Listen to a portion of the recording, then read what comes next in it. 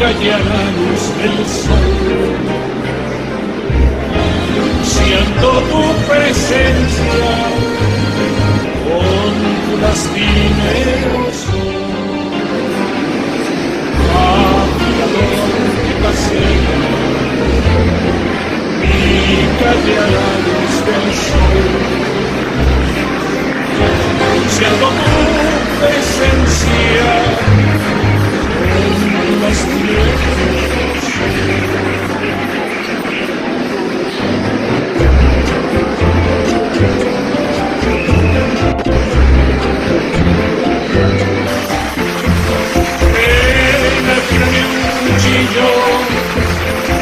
Porque quiero afilador que avancemos a la traidora en medio del corazón. Ven, afílame un cuchillo porque quiero afilador clavárselo a la traidora en medio del corazón.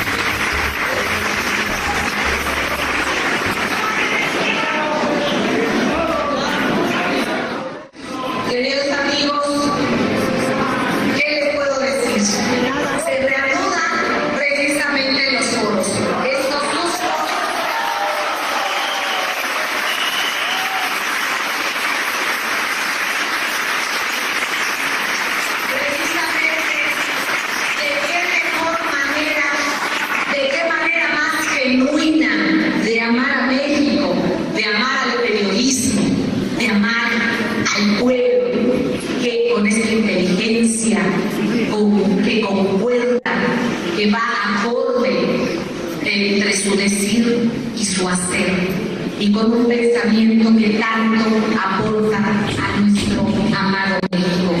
¿Qué mejor que con el maestro Jorge Saldaña?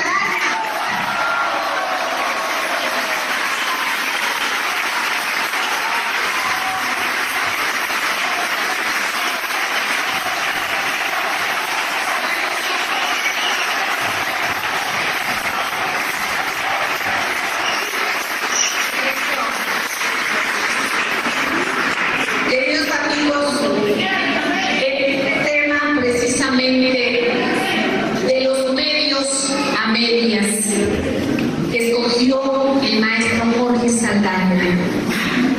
En esto que comentábamos hace un rato en el programa Voces del Periodista, a quien lo haya escuchado, se lo repetiremos, y a quien no se lo decimos. Esto que nos ha costado y que tenemos esta tarea grande de ser más ciudadanos que nunca, que lo estamos haciendo, que la gente activa y la gente que ama México está aquí. Entonces, en esa parte de ciudadanía que nos toca y que hemos sabido asumir, y que a veces nos toca lo más pesado, que es barrer de abajo hacia arriba, porque quienes pudieran hacerlo en la forma congruente no lo hacen teniendo todos los elementos. Así que continuando con esta nuestra tarea del barrer de abajo hacia arriba, y que lo vamos a lograr, qué mejor manera que tener la herramienta de la voz y el pensamiento del maestro Jorge Saldaña.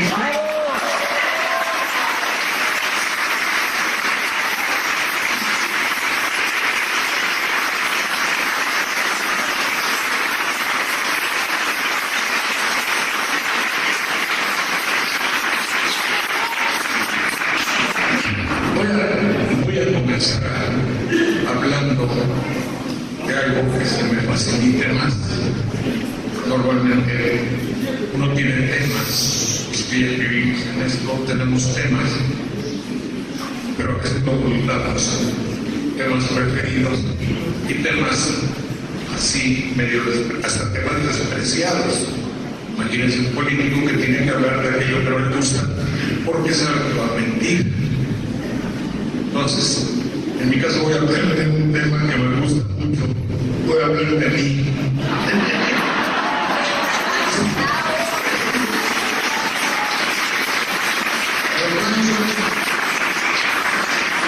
El rancho tiene 500 habitantes. Está dividido por la vía del ferrocarril. Los de allá abajo y nosotros, la gente bien, los de arriba de la vía.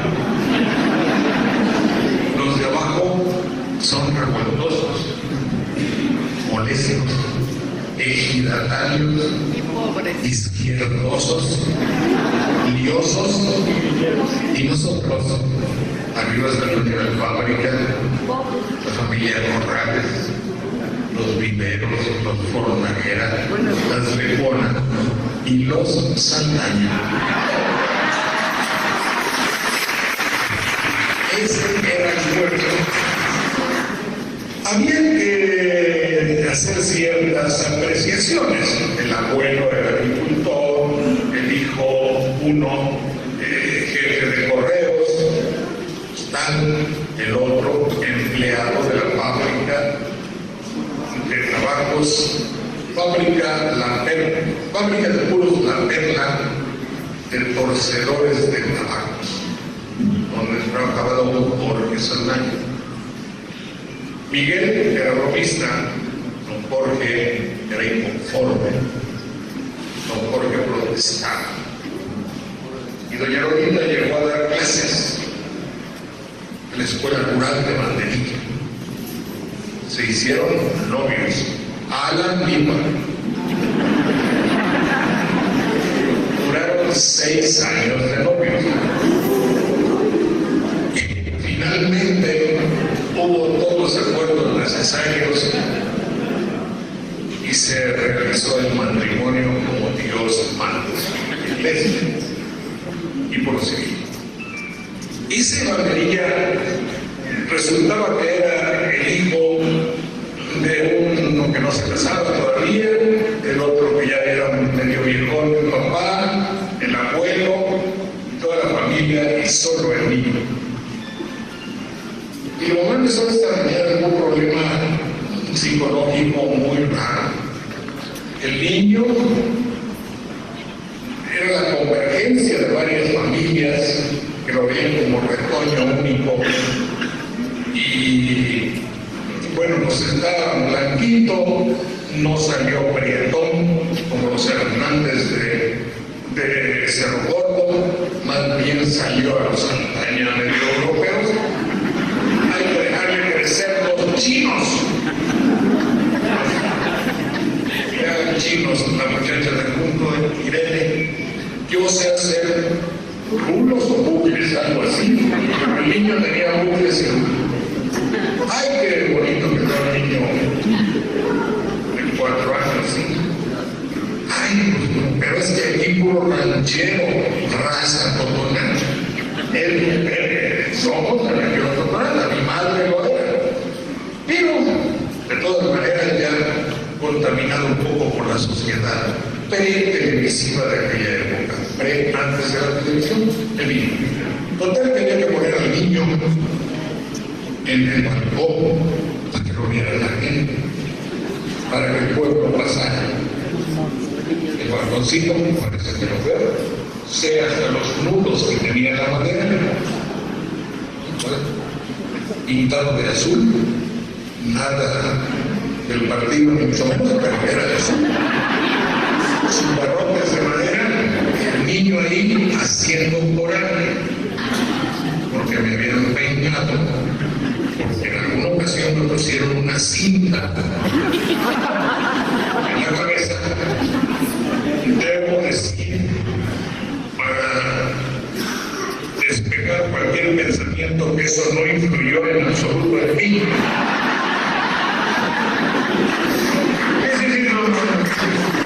Fue una cosa carnavalesca, yo supongo.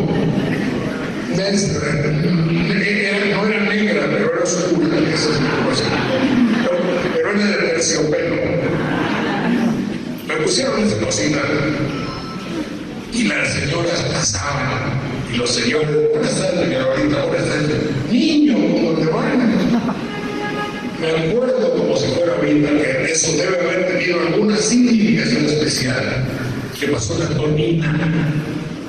La tonina, bueno, los pueblos pequeños, era la que tenía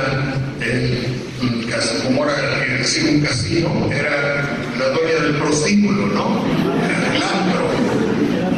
Y entonces platicaba con la ay señora, que eso que. Y mi mamá platicaba, en eso sí me acuerdo, que había pasado la monina, que por ser media gorda o bastante gorda, que llamaba así el pueblo, y que le había ido a pedir permiso, si a pesar de su oficio podía darme un beso. Y mi mamá, sí. Y mi mamá dijo que sí. Y yo intuyo que me dio mucho gusto. Y de ahí una proclividad especial. Lo que sucede es que eso inconsciente e idiota que les estoy contando, idiota, pero en fin, intrascendente, puede marcar a una persona. ¿Saben ustedes que era el malhadado balcón ese? Era la televisión. Y a mí me ponían para que la gente me viera. Y desde hace 80 años hasta ahorita sigo en lo mismo.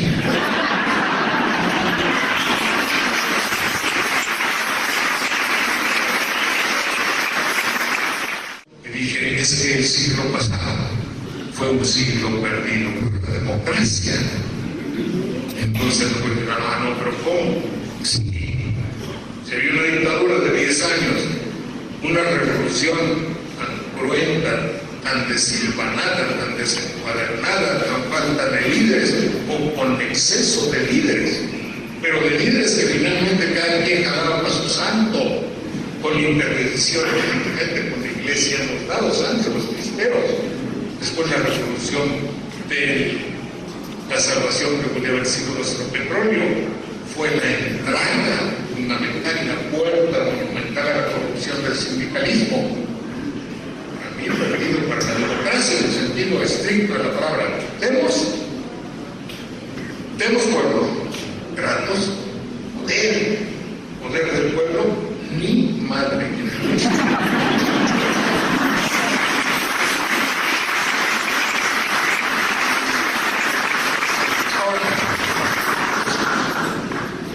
Llegamos a un estado de cosas, a un estado de cosas, algo así, quiero decir, en la cual nosotros nos damos cuenta de que se ha perdido tiempo preciosísimo para la evolución de una nación. ¿Qué tenemos? Una nación, según yo, que ha perdido su perfil, ha perdido su dibujo. Pasamos de lo primitivo, de un como México, no idioma, perdón. Buenísimo, como México, no idioma. Púntale. México no hay dos.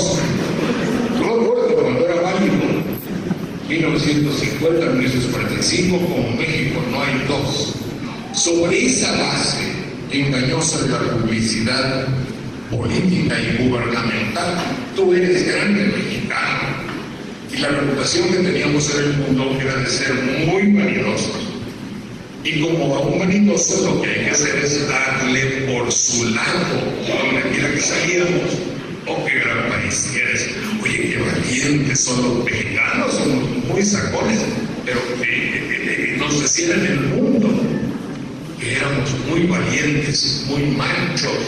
El machismo como recipiendario de una serie de virtudes que constituían una proyección turística excepcional. ¿Y cómo carambas México se presentaba ante el mundo y personificado por actores? Bueno, dice actores pues sin políticos, no es alguien convencido, alguien que le pagan por decir cosas. Hice la similitud de Capuritos y actores y perdonen los actores.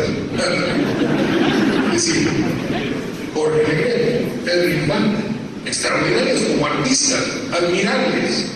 Sí, pero estaban jugando un rol que alguien les escribía, igualmente que los políticos son actores de una realidad,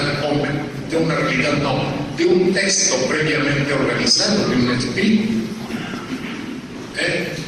Entonces, como México no hay dos, se ha convertido totalmente, lamentablemente, en que ahora en la Corte dicen como México no hay dos, afortunadamente.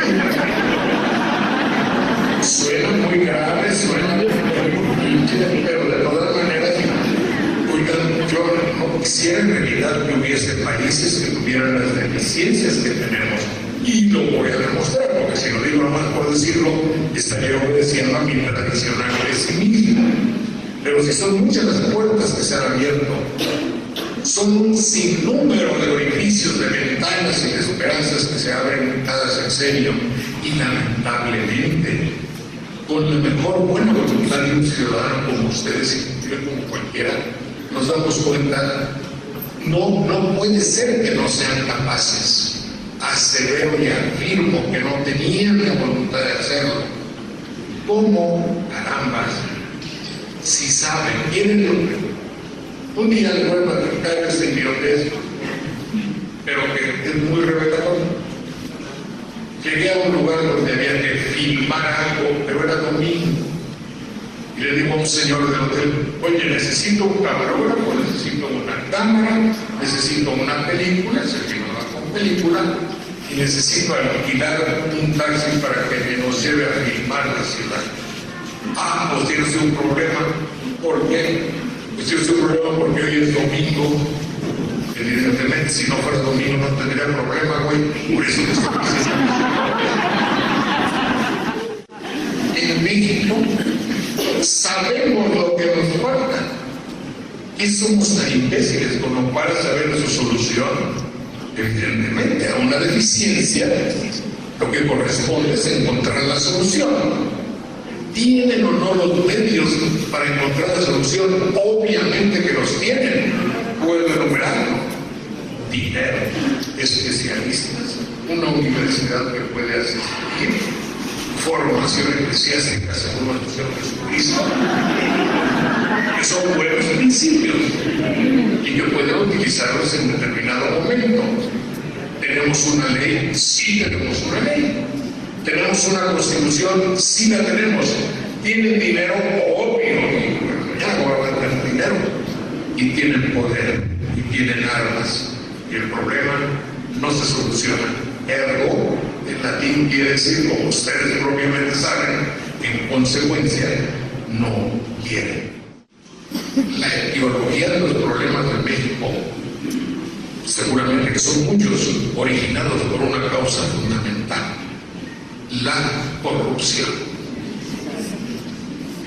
Nada que la impunidad. La impunidad es consecuencia de la corrupción. Se necesita que para la corrupción haya dos.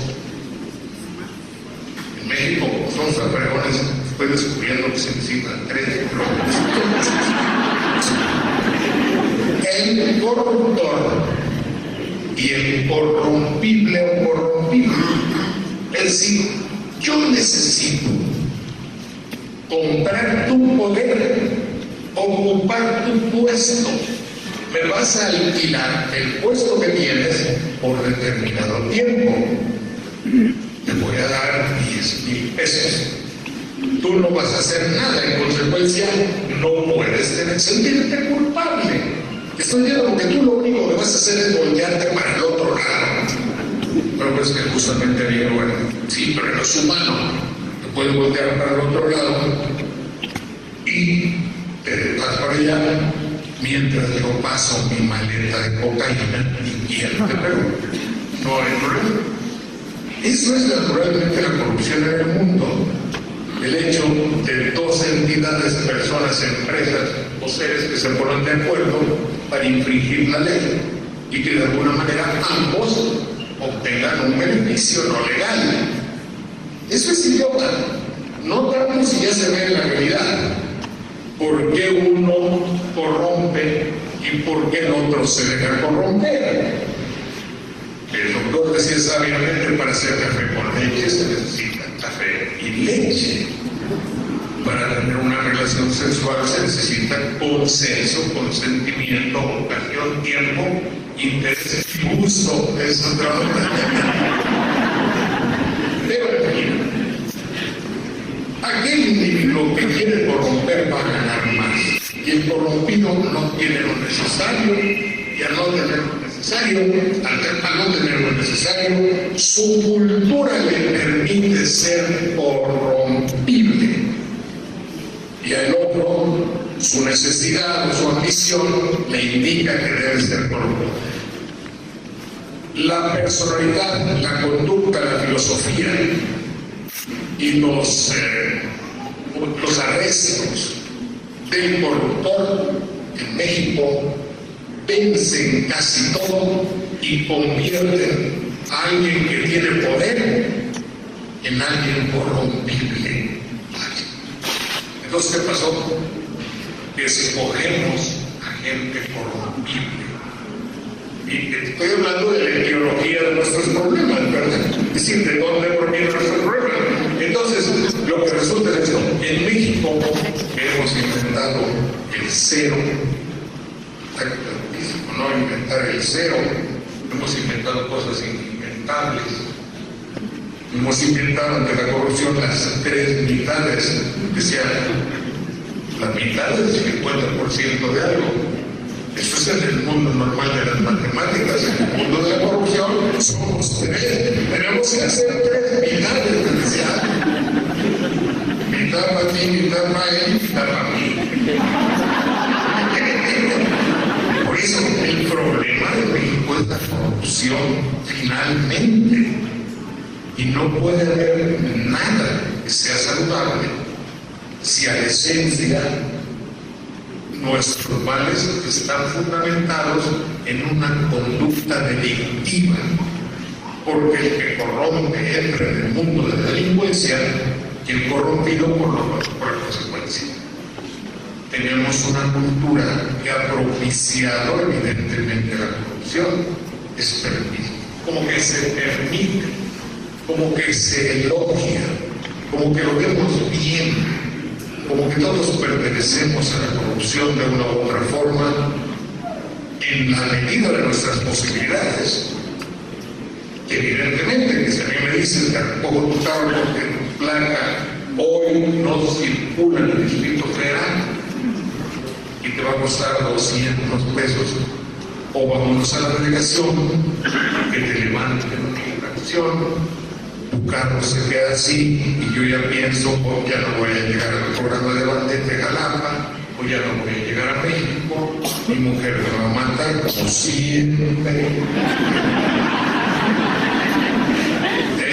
Voy a hacer mucho problema, voy a tener un problema, toma los 200 pesos. Porque en México también la corrupción tiene complicidades. Una de las complicidades fundamentales de la corrupción es la burocracia sucia y también, por consecuencia, corrupta. Todos estamos inmersos. ¿Cómo vamos a vivir en un país que tiene 95% de ineficacia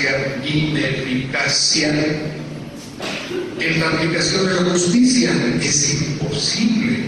Nos estamos entrematando unos a otros. Es decir, yo no tengo ningún freno si te hago lo que te quiero hacer, porque sé finalmente que el 95% de las posibilidades es que no me pase nada.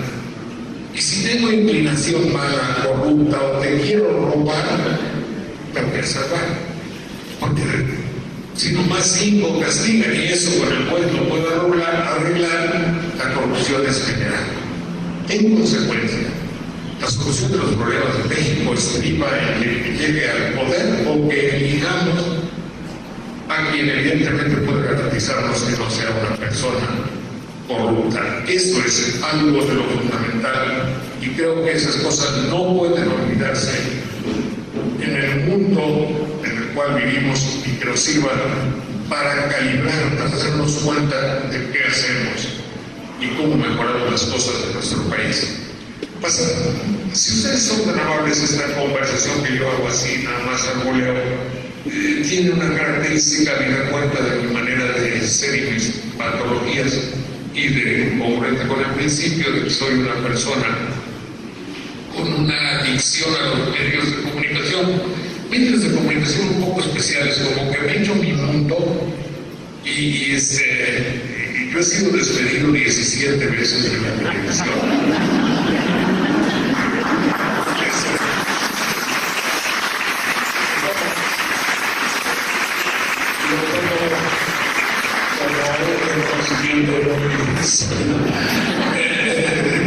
Gracias por su reconocimiento.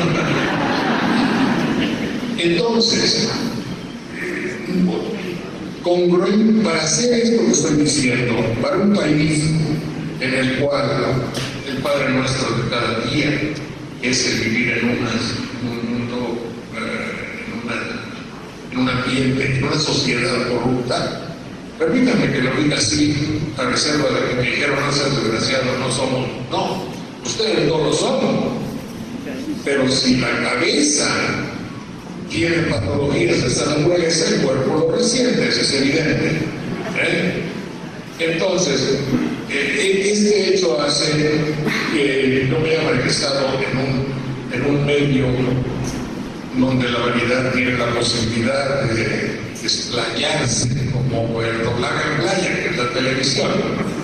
La televisión es el conducto, el vector, el oleoducto, el vanioducto de la vanidad, el conducto de la vanidad más extraordinario. Por eso ustedes ven ahora que un político, la primera deficiencia que tiene un político en la actualidad es, lo voy a plantear de otra manera para que sea menos pesimista, la manera tan aviesa y terrible que tiene la televisión de apoderarse del país es apoderarse de la vanidad del político. Yo he hecho el ejercicio, no tiene ninguna, es una idiotez, pero en fin, de quitarle el sonido a una persona y no se imaginan ustedes el mensaje que da, donde verdadera y auténticamente, por ejemplo, de Vicente Fox, creo que pocas personas han examinado, que tenía un tic de sacar la lengua. Si me paraban la imagen muchas veces a la computadora, cosas así, él sacaba la lengua, es decir, no estaba seguro, es decir, ¿qué digo ahora?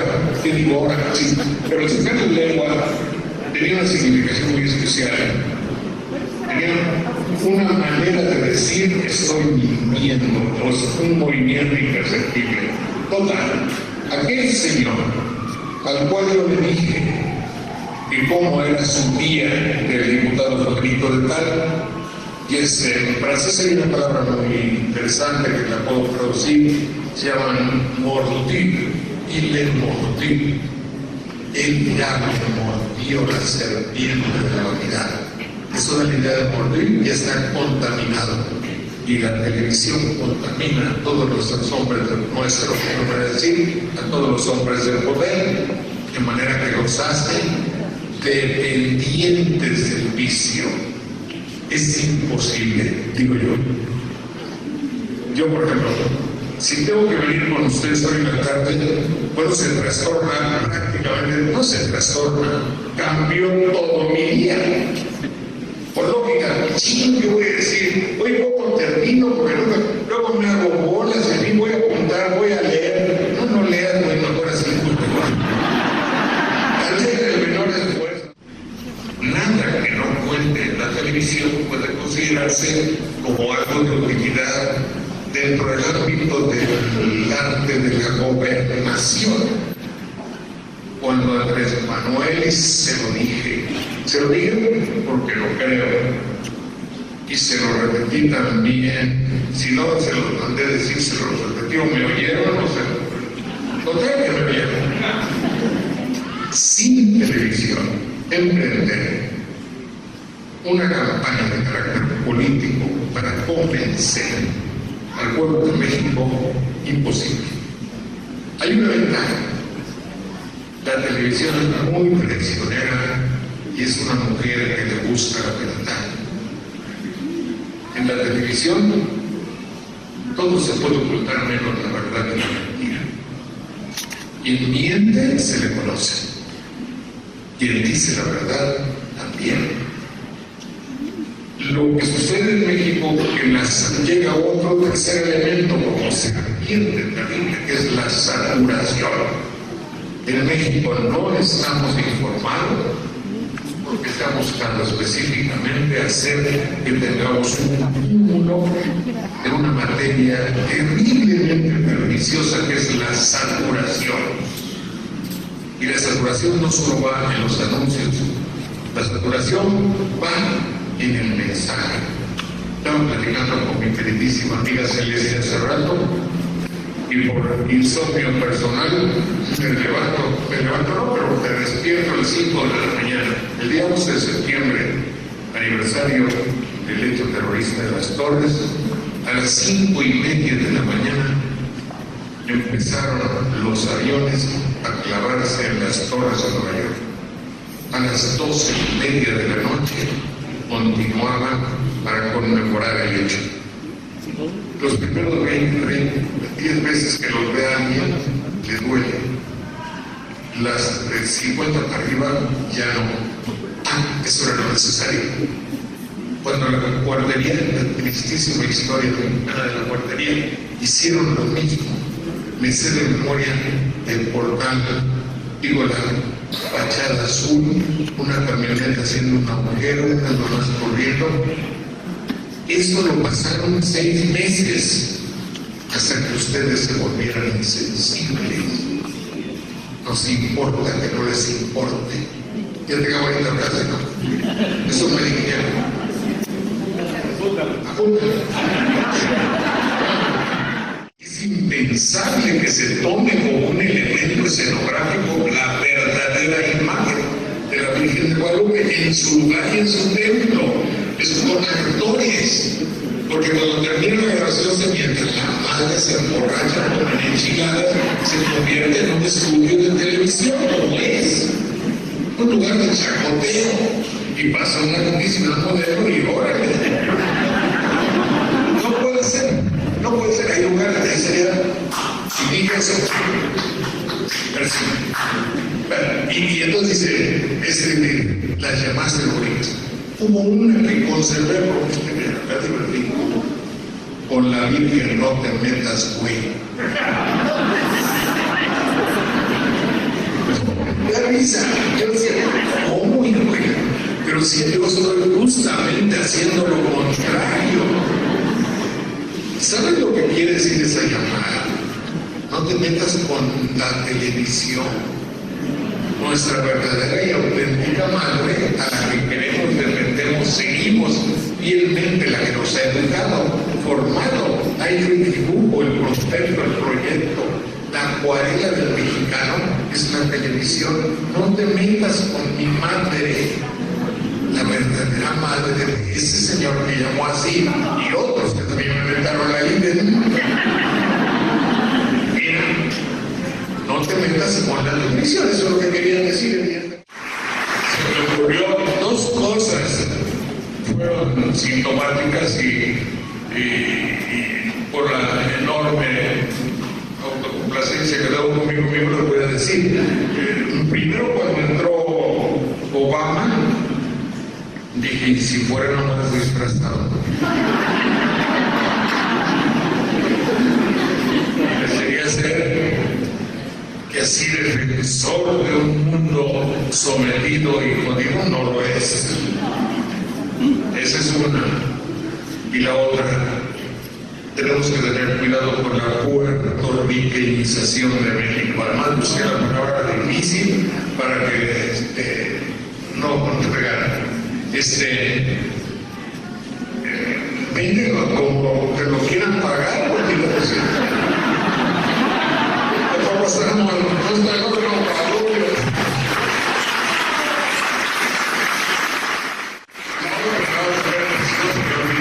Uno es la puertorriqueñización de México.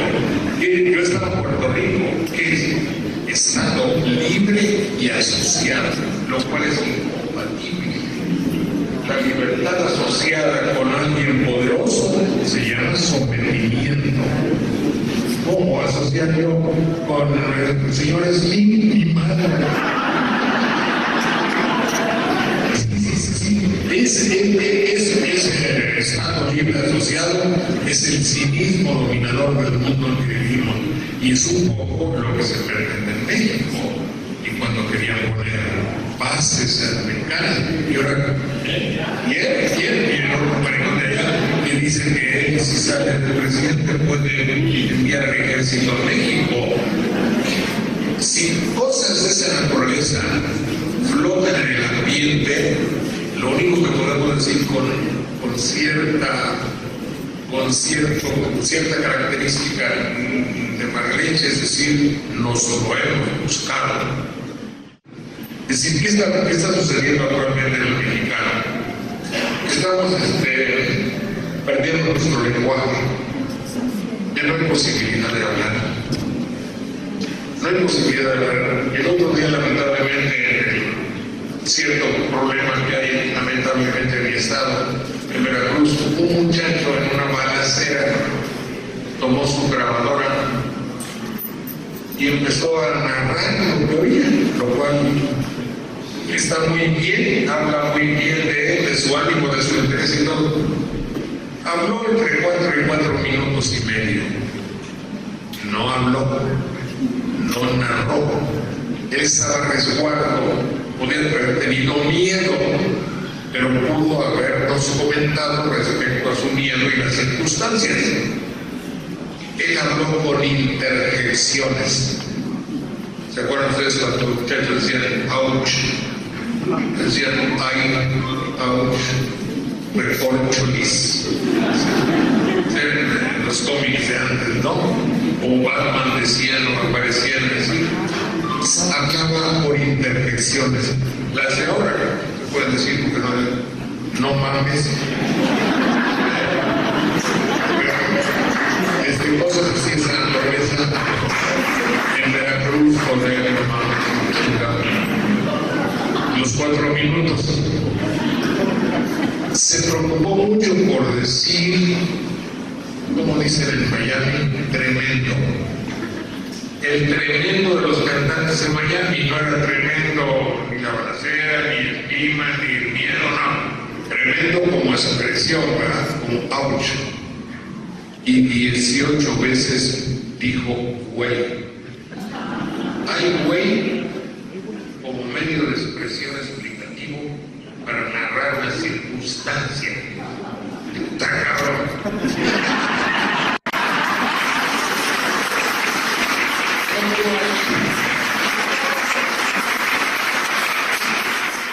Aquí lo que sucede es que los valores en realidad están tergiversados, se voltearon, se dieron. Vamos a cambiar.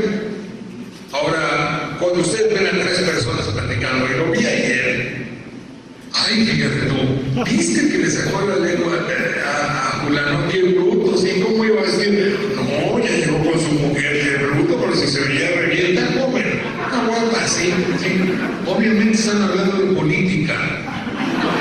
Sí, de Andrés Manuel que llegó con su mujer, del otro que se peleó con padres y que le sacó la lengua, no sé qué, pero en chismorreo. Con la actitud, yo le llamo a eso la tendencia de la chapoización de la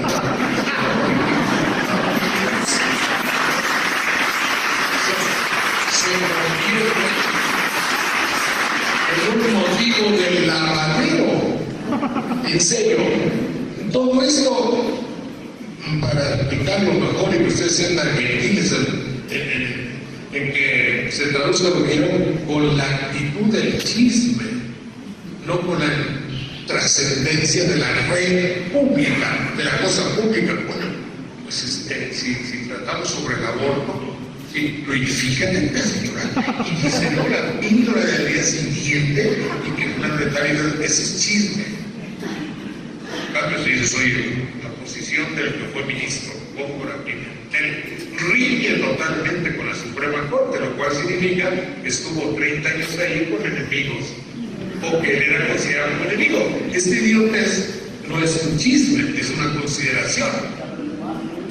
Bueno, entonces, si se chapoiza la política, se trivializa, ¿qué quiero decir? Como que se trivializa, se hace intrascendente, es el objetivo.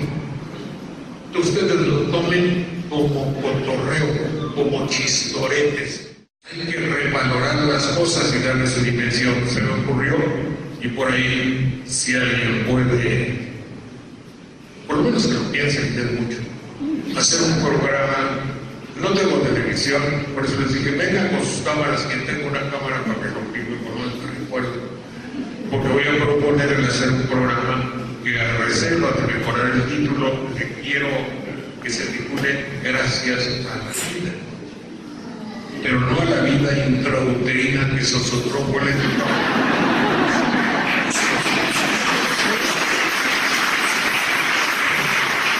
Porque sería interesante es que nosotros todos valorásemos la vida en su dimensión correcta.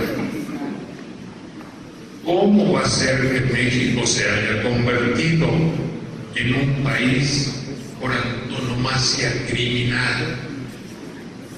Cambiar todo eso. Si ustedes ponen la televisión, yo el otro día busqué 28 programas de los que llegan a batería, tenían que ver con la muerte. 1000 maneras de morir. Terrible, ¿no? Lo tuve que quitar. Buscador de recompensas, Amar el peligro, algo brasileño,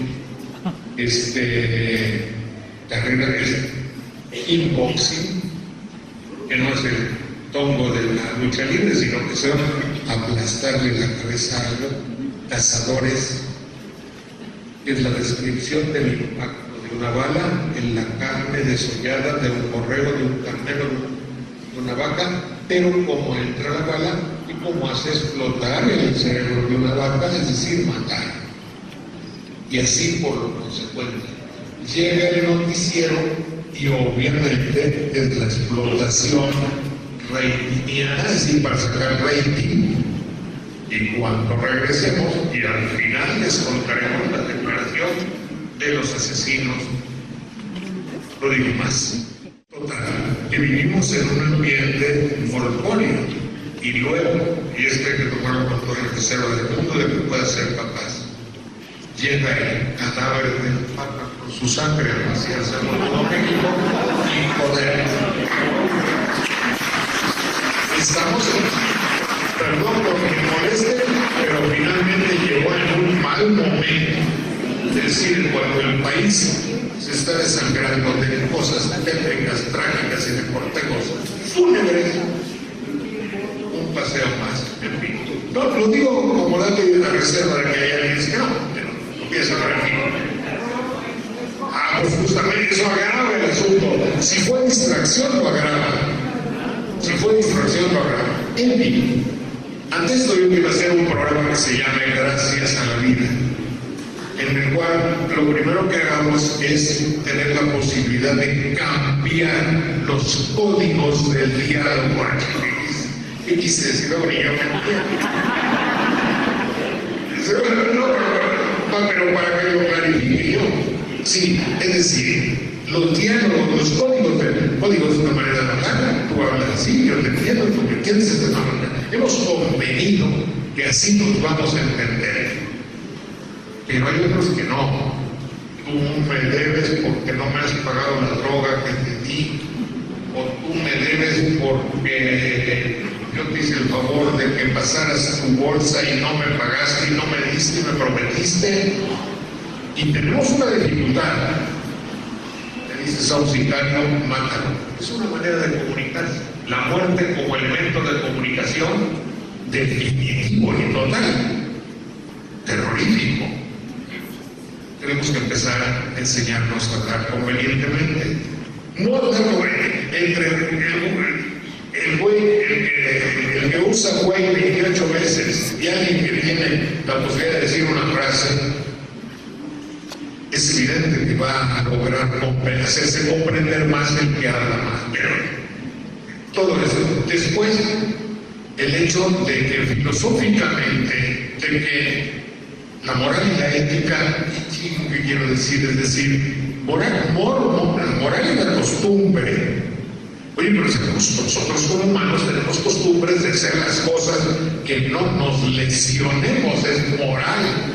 Yo te respeto, aquí en un non-letter, decía mi maestro de Derecho Romano, no herir a los demás, a cada quien lo suyo y vive honestamente. Honestamente no decir que cuide, sino que sin lesionar al otro.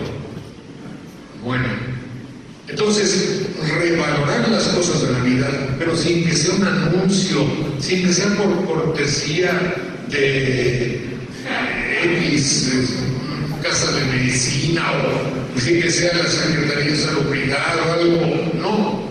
Tendría que ser por convicción propia, definir filosóficamente cómo debemos vivir, cómo debemos respetarnos, qué hacer.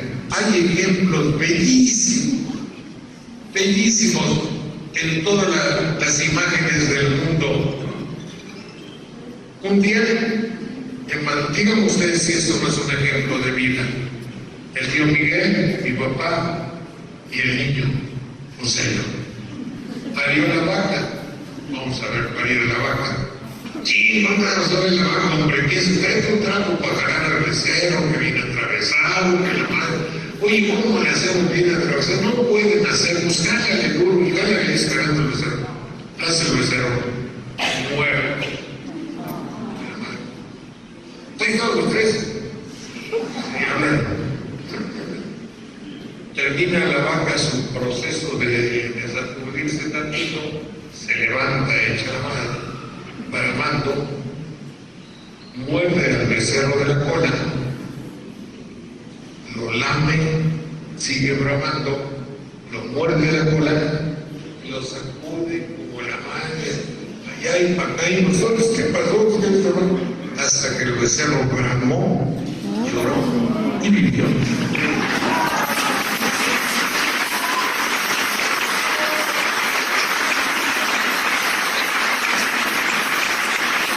Esas cosas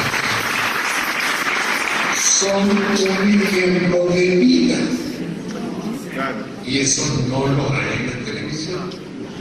Y yo trato de ver a alguien que pueda en los estertores de mi vieja y provecta edad aceptarme. Gracias.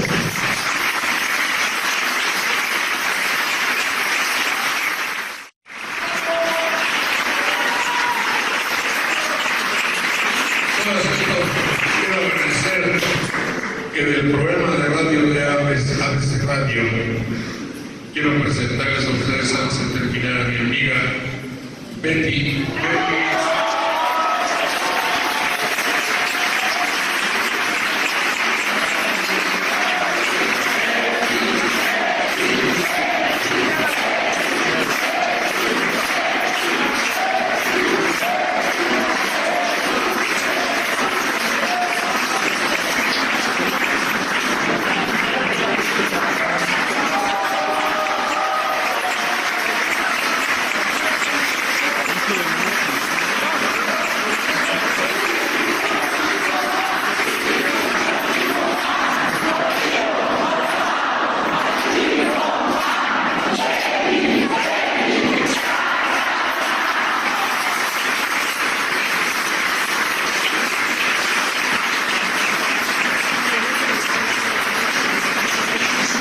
Debo decirles a ustedes que debo agradecer muchísimo el ánimo que me dio de estos poemas mi amigo Pastor Delgado. Pastor, muchas gracias por ahí en la cámara. Gracias, Pastor. Él nos publica en su página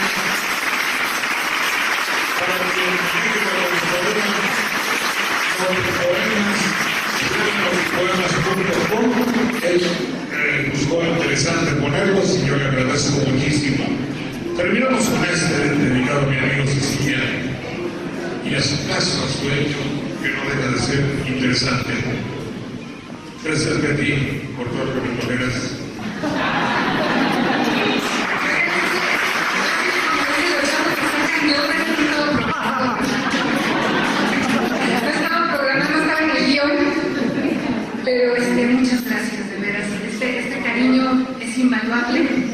creo que aquí se ve reflejado un poquito de lo que nosotros somos, de lo que creemos. No pensamos en hacer conciencia o hacer un trabajo proselitista, simplemente, o por lo menos de mi parte me sale del corazón todo lo que digo en el programa. Me molestan mucho las injusticias, no sé quién me está hablando, pero bueno, no creo que sea de buena ocasión, ¿verdad? Créanme que, pues para mí, esto pues es algo que valoro mucho. Estar con Jorge Saldaña todos los días es un aprendizaje diario, es un saber que a lo mejor existe la esperanza de que un día las cosas verdaderamente cambien, que sean alternativas y que pues ojalá que podamos, nuestra labor de comunicación a lo mejor es llegar, aunque sea pues a mover una fibra de todos ustedes y pensar que algo puede ser diferente en este país, a como lo han hecho pues nuestros gobernantes en más de 70 años, ¿no? Pensamos que algo sí puede cambiar y que, pues bueno, nosotros estamos aquí para recibir de ustedes todo lo que ustedes nos digan. Yo creo que Jorge habló a lo largo de esta conferencia no magistral acerca de las patologías. Yo creo que, pues a lo mejor en el camino, yo también tengo un montón de cosas ahí, no sé, guardadas, Jorge, porque el destino me hizo parar aquí contigo y todo lo que aprendí en la Universidad de Plano, pues se vino abajo.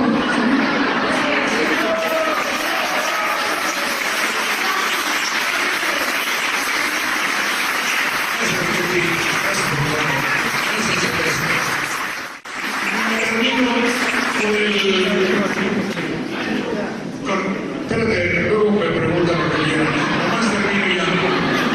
Esto es Retro Cecilia, creo que resume un poco nuestro estado de ánimo y el hecho de esperar que se pueda realizar en México ese concepto de los nuevos valores que hacen falta y de ese canto a la vida que el país debe entonar, en vez de ser un cortejo fúnebre de norte a sur, tendría que ser un gracias a la vida en toda nuestra biografía. Ojalá lo logremos. Dice, los políticos cambian camiseta mientras el torvo humor de lo perverso mata, asesina, acaba con el verso y destroza la vida del poeta. Llegó el crimen muy alto y se desatan tempestades que son como el preludio de un clamor nacional que es de repudio. No olvidar que el poeta escribe, mata. También es huérfano el perdido padre que pierde el complemento de su hijo. Busca una frase que al dolor le cuadre. Sicilia grita, aunque el dolor taladre, empuñando el sangrante crucifijo. Estamos ya gobierno hasta la madre.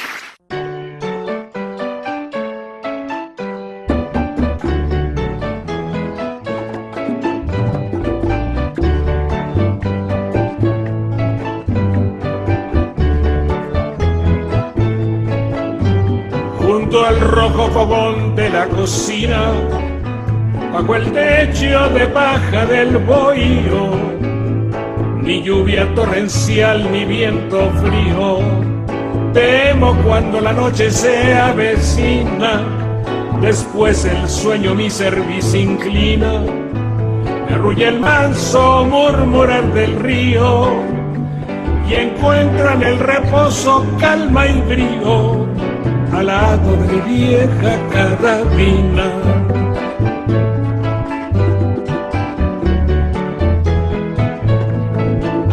Cuando el mar del cielo ya no bogue, la luna y en el golfo del ocaso, el grupo de las Pléyades se ahogue. Cuando en el mar el cielo ya no bogue, cuando entonen los pájaros la diana, pobre hogar saldré con paso firme a bañarme en la luz de la mañana. cuando entonen los pájaros la tierra.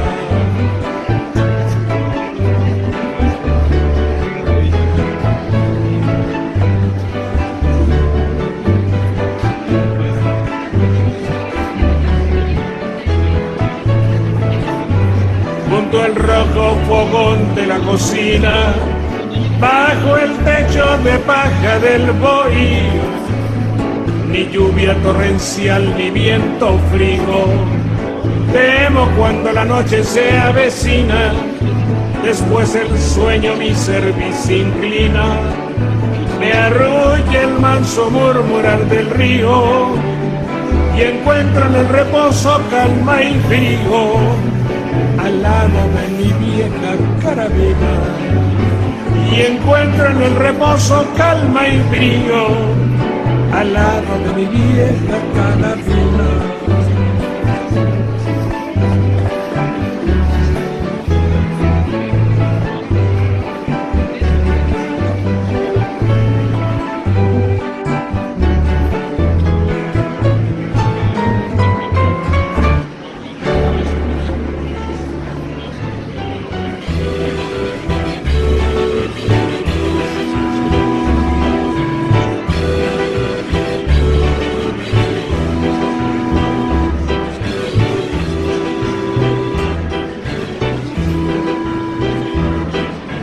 Ruega por el cansado caminante, por el triste y perdido navegante, que cruza la extensión del mar profundo, por el que gime en cárceles sombrías, por todas las humanas agonías,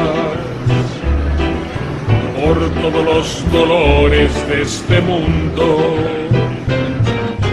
ruega por el cansado caminante. Que a nadie importa si naciste honrado,